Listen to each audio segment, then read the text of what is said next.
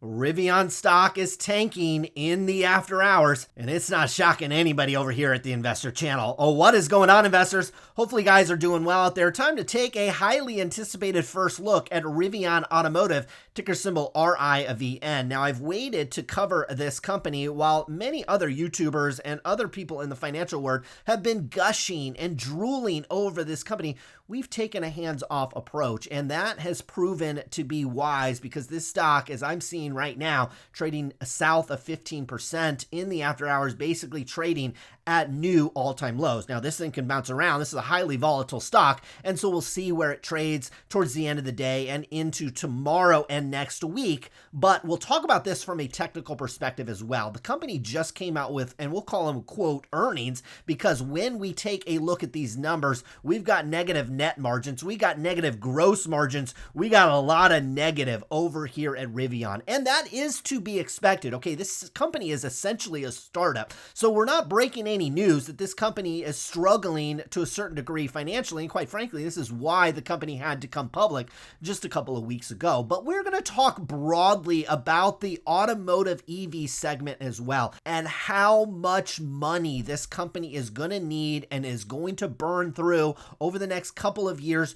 just to even get a seat at the table. Forget Tesla, which we'll talk about quite a bit on today's show, because look, they're the market leader. There's what everybody is chasing. So we'll talk about Tesla. This company is not even in the same stratosphere as Tesla. And so we'll talk about what that means, because we got companies like Toyota, we got even other startup companies like Lucid, and we've got obviously the aforementioned Tesla as well. We'll talk a lot about money and how much fundraising is going to be required. And the reason why we're going to talk about fundraising is because Rivian is going to use the stock to raise money, just like Lucid did, just like Tesla did.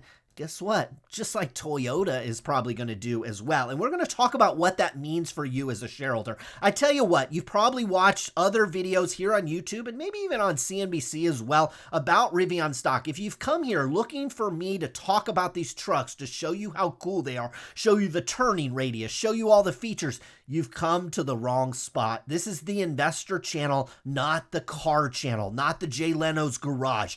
I don't give a crap about what these cars do. They probably perform as well or better than any other EV, I'm sure, on the market. That means nothing, absolutely nothing to investors. And I'll tell you what, here we had our first reports on the production front over at Rivian. They said in the most recent quarter that they produced 652, not 652,000, 652 R1 vehicles through December 15th. What I thought was a little curious is the fact that they only delivered 386 of those. So I'm wondering if they're not confident about the build quality that they have. And certainly as somebody that has bought a Tesla and driven in many of them, their build quality after they have produced numerous. I mean, we're talking tens, hundreds, millions of vehicles at this point.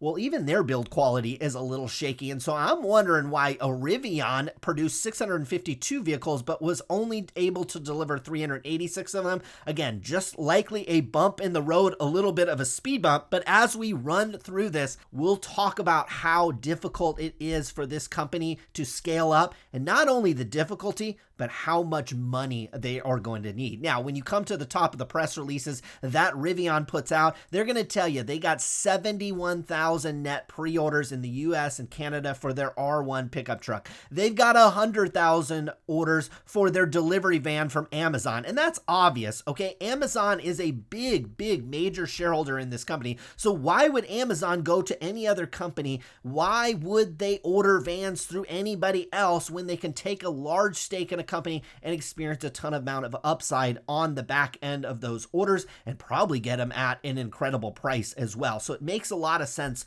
from Amazon's perspective. I tell you what, if Amazon wasn't an investor in this company and they ordered 100,000 vans, I'd actually be really impressed. But the fact that they own a massive stake in this company, this means almost nothing to me. And now we've got to talk about the capacity and the ability for this company to scale up. And we will take a look at these numbers numbers as well. Well, they've really are really bad, and they're going to get continually worse as time goes on. That is something you have to be prepared for if you even think about investing in this company. But first thing I want to talk about is the capacity to actually make these vehicles. Yes, it's very cool to have pre-orders. Yes, it's very cool to have a great partner like Amazon that is pre-ordering or committing to order a bunch of trucks.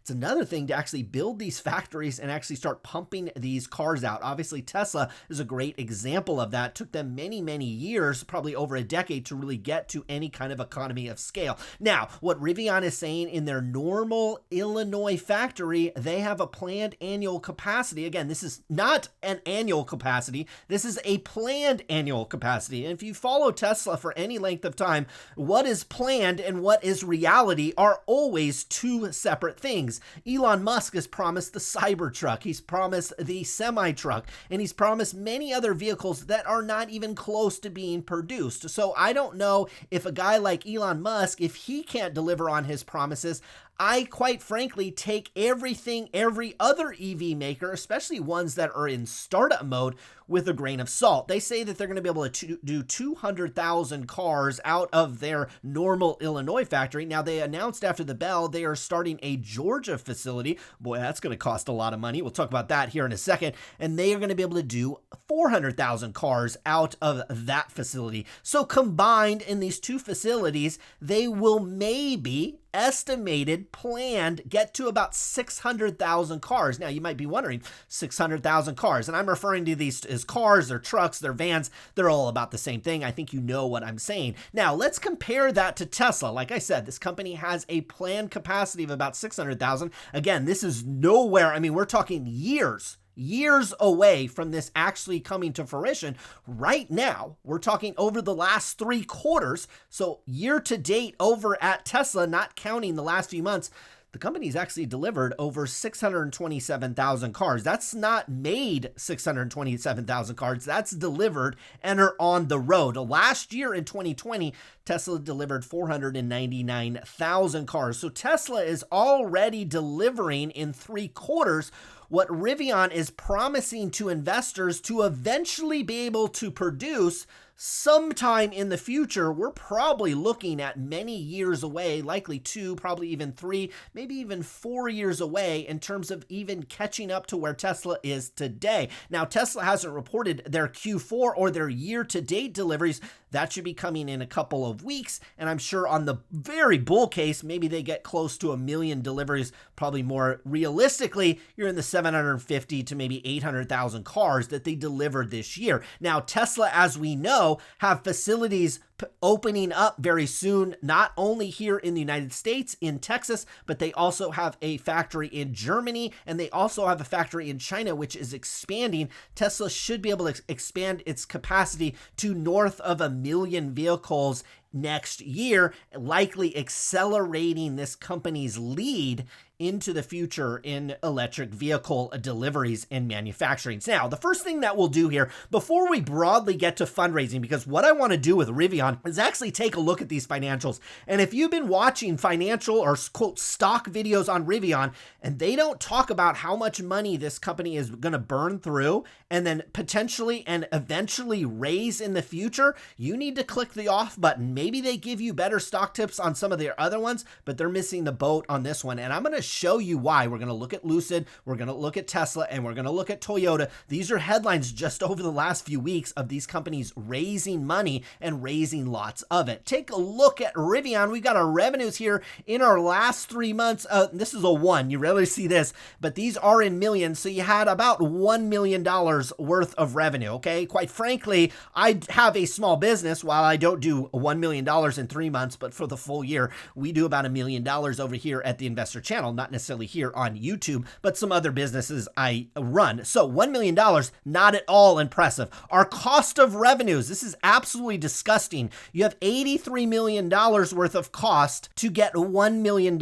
So if your kids had a lemonade stand and they made $1 and they spent $83 to make that dollar, you'd have to sit your son or daughter down and explain to them that they're not making a lot of money and they need to make some changes. Now, what we understand about Rivian and Lucid and any of these startup EV companies, is they are in the beginning stages, okay? We understand that this is a startup, but I will tell you from an investor standpoint, when a company has negative gross margins, here's your gross profit right here. So off $1 million, you had $83 million. This is simple math. You lost $82 million on those cars. I tell you what, if you buy one of these Rivian trucks, it's actually a pretty good deal because they are giving these away to you. They are costing them way more. I mean, it's basically costing these cars 80 times what the revenue is. And so you're getting a smoking hot deal if you manage to get one of these Rivian trucks. They're basically giving these away and losing lots and lots of money on. I will be honest with you, here on the investor channel, you've got to draw the line. You've got to learn how to draw the line as an investor. There's so many stocks that you can put your money into, and your money really doesn't care. All your money wants to do is make more money. And companies with negative net margins and negative gross margins specifically, I click the close button and I would move on to the next stock, quite frankly, on this one. But because we've got other things that we need to talk about, and also the fact that Rivian is a startup, so we will give them the benefit of the doubt that they are just beginning. They've got to scale up production in order to meet the delivery demands of not only their pre-orders, but also these 100,000 initial EV orders from Amazon. So we understand that their gross margins will be negative for a period of time. I'm just telling you as an investor, I would never, ever, ever buy this company. And I'll give you another reason why here just right now.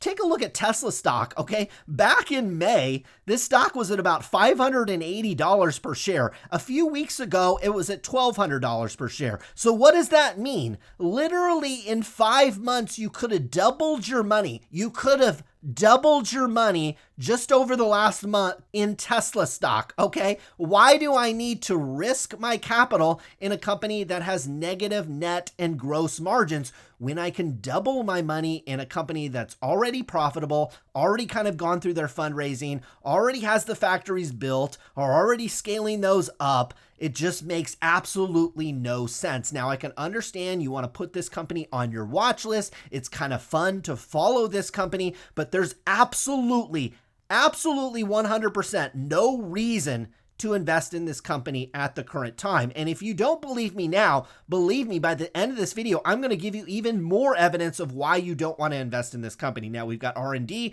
that came in at $441 million. Yeah, we had $1 million in sales. It cost us $83 million to generate those revenues. So we lost $82 million there. But guess what? We spent another $440 million on R&D. And then on selling general administrative, we spent $253. And guess what? That expense is going to go way up because I want to remind you, these end September 30th. So these figures are before this company even went public. So this SG&A line, this doesn't include the mountain of attorneys and accountants and back office staff that this company is literally just going to blow the company up over the next couple weeks and months ahead. And certainly as you start building out these other facilities over in Georgia, that's going to chew up a ton of G&A costs. The executives are going to fly back and forth between Illinois, likely on a private jet, and rack up millions and millions and millions of dollars of expenses to just get the capacity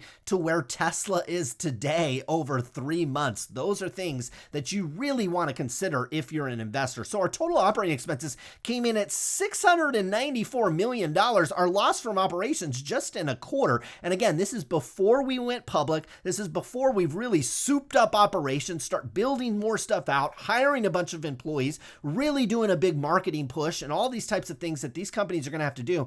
We lost $776 million. Now, when you fact that they lost some money on a convertible note, you come down here at a net loss. This company burned through $1.2 billion. Yeah, $1.2 billion in a quarter. $1.2 billion in a quarter. And this is before, again, I'll remind you, this is before things really even begin over at Rivian. No wonder this company went public. Now, you might be wondering what kind of cash this company has. I noticed here on their financial assets and their financial reports, this is actually before they went public. So we've got, as of September 30th, they had about $5 billion worth of cash. This is before they went public. So I had to pull up an article, and I saw that they raised roughly $12 billion from the IPO that they had. So we'll give them the benefit of the doubt. This company likely will end the year between, I would guess, $15 and $17 billion in cash. But I just want to emphasize how fast that is going to go when you start burning through this cash,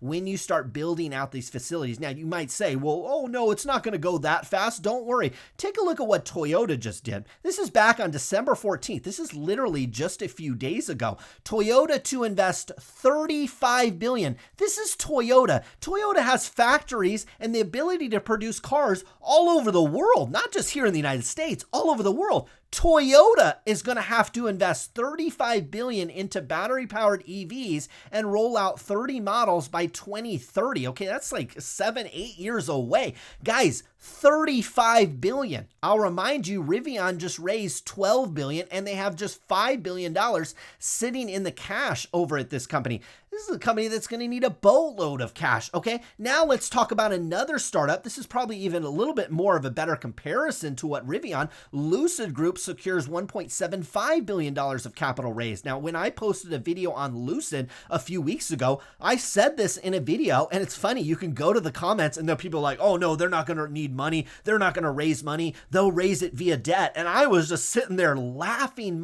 both of my butt cheeks off at these responses. You guys have absolutely no idea what you're talking about. And $1.7 billion for Lucid? This is just the opening salvo. This is probably just what they decided to do right now. Guess what? This company is going to have to keep going. They're going to have to add zeros to this. And how do I know this? How do I know that? How do I say this so confidently? Let's go back to Tesla. This is back in September of 2020. No, not September of 2010, not September of 2018. We're talking about last year in September. What did Tesla do? They raised $5 billion. How'd they raise the $5 billion? They sold Tesla stock. And you might be saying, well, $5 billion, not that much money. Well, guess what? A couple months later, in December, we're talking about a year ago, Tesla raised another $5 billion. So just last year alone, Tesla raised $10 billion. Toyota's going to invest $35 billion to produce these EVs. Lucid just did an IPO and then did a following offering of $1.75 billion. Rivian just raised $12 billion, but they're probably going to need well closer to 20, 25, probably even north of $30 billion to just get anywhere close to where Tesla is. And so when you watch these stocks, when you watch these channels that pump these stocks up and get so excited about the product and so excited about the market that it could eventually get, and how much they talk about Amazon and they talk about these vans and they talk about these facilities, understand that this company has nowhere near, I'm talking about nowhere near the money in the bank to come even anywhere close to getting any of this done. They're going to have to raise an absolute fortune. And what does that mean for you, the shareholder? It means dilution. It means they're going to sell these shares, and they're going to sell them like the Federal Reserve has been printing money for the last 20 years over here in the United States, and quite frankly, at any federal bank around the world. They treat these shares like dollar bills. They don't care. They just throw them around. It's like being in the club and making it rain. That is what Rivian is going to do. And how do we know that? Well, that's what Tesla did, and that's what Tesla did again. And this is just last year. We could go back all the way through Tesla's history and see how much money this company raised by selling the shares of the company. Now, look, it's worked out brilliantly for Tesla, but it doesn't always work out that way. And in fact, I would guess for the vast majority of the stocks in this sector, it won't work out. And now what we're seeing with Lucid, it was in a rapid downtrend. This stock had broke a key, what I thought was, I'm on a 30-minute chart. The stock just went public, but there was an area here at a support at about $100 per share. Right now, the stock is trading at about $97 per share. The 52-week low is close to about $95 per share. My guess is this stock is going way lower than that, because we're talking about a stock with over $100 billion market cap, which is just absolutely insane when you factor in how much money this company is going to need to raise. And when you factor in that before this company even has things going, before this company is even out of the starting blocks, before they're even out unlocking the door to their car and sitting into it, they're burning through north of $1 billion in a quarter. That's $4 billion, close to $5, probably even $6 billion in a year that they're going to blow through.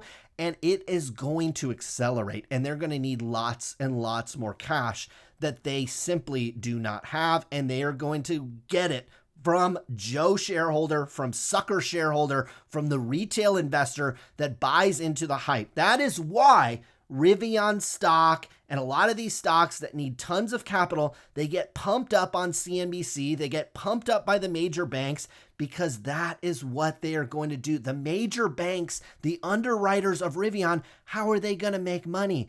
They're going to execute those follow-on offerings. They're going to execute on these note offerings. Morgan Stanley, Goldman Sachs, JP Morgan, this is their bread and butter business. They take right off of the top of this capital raise, $1.7 billion. When Tesla raised $5 billion 2 times last year, guess what? Their bankers made a fortune off of that. And so that is why these stocks are overhyped and overpumped on Wall Street, because Wall Street stands to make billions of dollars, even if this stock goes down, because they know that they are going to fundraise for the next 5, probably even 10 years, just to even come close to the scale that Tesla is at the current moment. And they may not even get there. This is a sucker's investment. This is a sucker stock. And if you invest in these types of stocks, quite frankly, you're more of a gambler than an investor. This channel is probably, quite frankly,